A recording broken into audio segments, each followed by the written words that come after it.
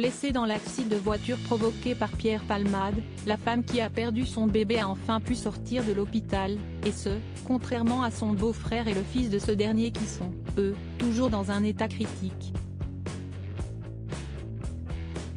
Ils resteront marqués à vie. Vendredi 10 février, Pierre Palmade a causé un accident de voiture qui a fait 3 blessés graves. D'abord hospitalisé dans un état critique, l'humoriste, qui était sous l'emprise de la cocaïne au moment des faits, a pu sortir de réanimation au bout de 4 jours, ce qui n'a pas été le cas des autres victimes. Parmi ces dernières figure Yüksel, un père de famille âgé de 40 ans, qui, 10 jours plus tard, est toujours dans le coma.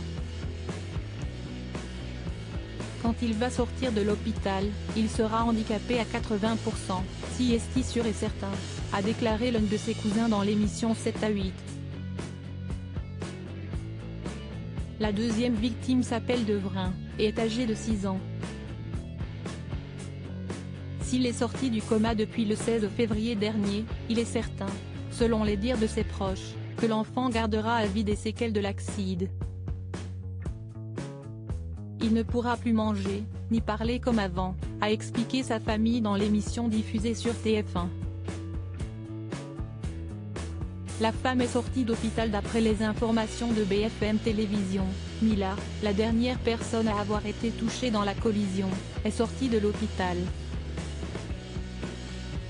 Celle qui était enceinte de 6 mois et demi au moment des faits, et qui a perdu son bébé depuis, souffrait, d'après Maître Mourad Batif, son avocat, de multiples séquelles physiques et psychologiques extrêmement importantes. De son côté, Pierre Palmade est assigné à résidence dans le service d'addictologie de l'hôpital Paul Brousse de Villejuif, avec un port de bracelet électronique imposé. Mais cette affaire n'est pas la seule visant le comédien.